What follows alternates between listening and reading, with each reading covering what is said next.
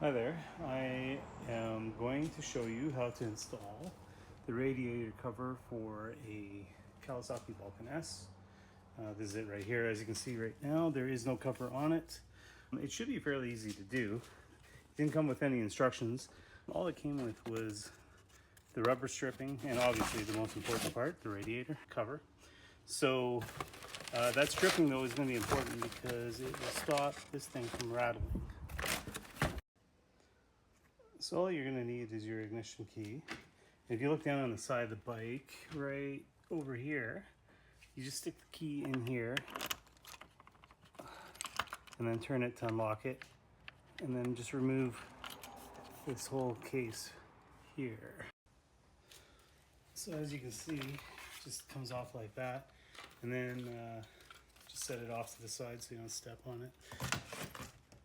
If you look in here, there's a Allen key right in there that will help you get the seat cover off.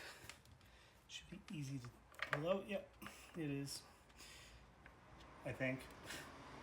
There we go. Yeah, so this is what your Allen key is going to look like. Pretty simple. So once you get your Allen key out, you just have to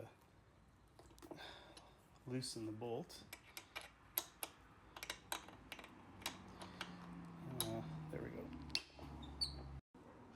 And the bolt's really easy to remove. Just lift the seat up, it comes right off, and you can see right in here, there's a little toolkit here, and this will have a bunch of Allen keys in it. I mean, you don't have to use this toolkit, you can use your own set if you have them, which I do have, but I just want to use what we have on the bike. For the installation, you'll need these 4 tools. They are found in the toolkit underneath your seat. Obviously, the scissors are not a part of that. There's a total of 3 screws that you have to remove from the front. There's a 4th one on the inside. The first 2 screws are on the plate, one right there, one right here. They use the smaller Allen key, and then the one on the inside uses the large Allen key.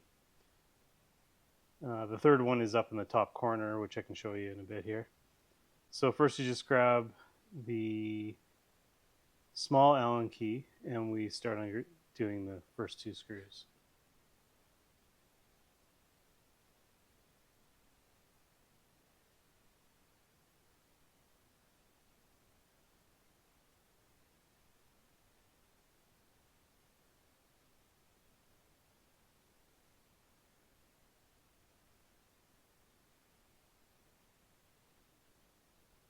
Once you get the plate off, you can see down here there's that screw on the inside.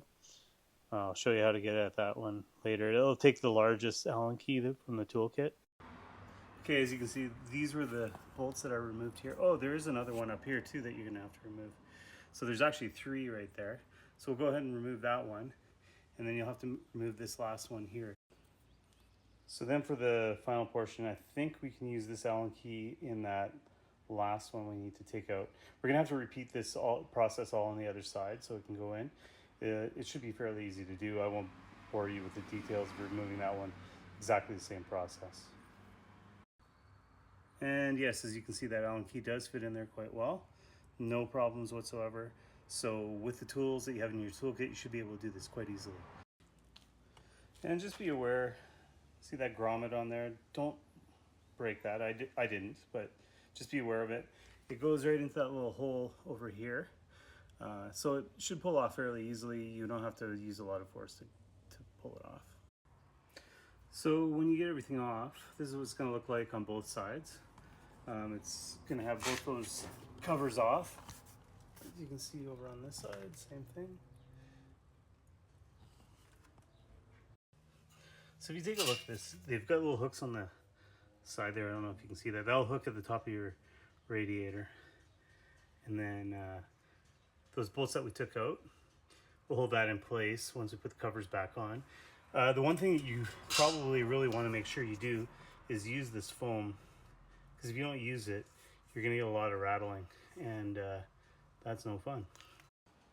So I'm no expert on this, but I just put the foam in the places where I think that there could be issues with rattling. So there's someone right up there, some over there, and then I think I have a little piece down here. Yeah, and that's it. All right, so if you look, I put the foam right across top there. And I did try it on. It seems to actually stop all that rattling. So that should fix the problem. You don't want to go less than that though, I think. Otherwise you will get that rattling sound.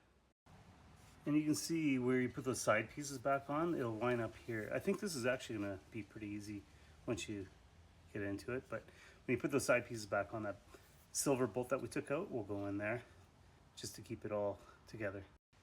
So one spot I found that really rattled too is right by the radiator cap here. There's a metal piece in there. I had to stick foam in there afterwards to stop that from rattling. It's pretty good now. There's a little rattle maybe there. I don't know if I'll notice that with the bike on though. I think it should be fine. But yeah, this is what it looks like at the end. Fits in there nicely. It'll do the job. So you gotta shove your toolkit back in there. There's this little band that goes over the clip. Putting that in away, putting that away nice and snug so it fits in there well.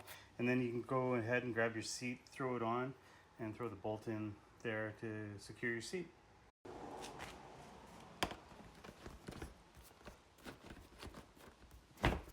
Oops, there we go.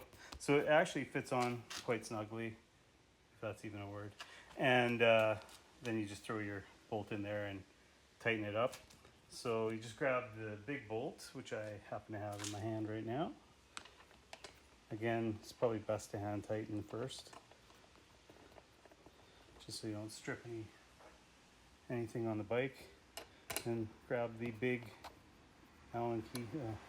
Probably this way is better. Tighten it up. And again, you don't have to like tighten it super tight, but just so it's nice and snug in there. Yeah, that should be good there. And then you put this Allen key for the seat back where you got it from, right in here, which is easier said than done. Holy crap. Is it really that hard? Shouldn't be that hard. Hold on. Let's try this. Yeah, go up under the seat and then down. Yeah, that's way easier. And then it should fit right in there like that. And then you grab this and put it back on your cover, and you just need your lock and key to do that. Remember, there's these sliding pieces that go into these two areas right here, okay? And once you get that all locked back up, that's all there is to it. It's pretty easy to install. If you can do IKEA furniture, you should be able to do this quite easily. Hopefully you won't have any pieces left over. That's it, that's all. Until next time.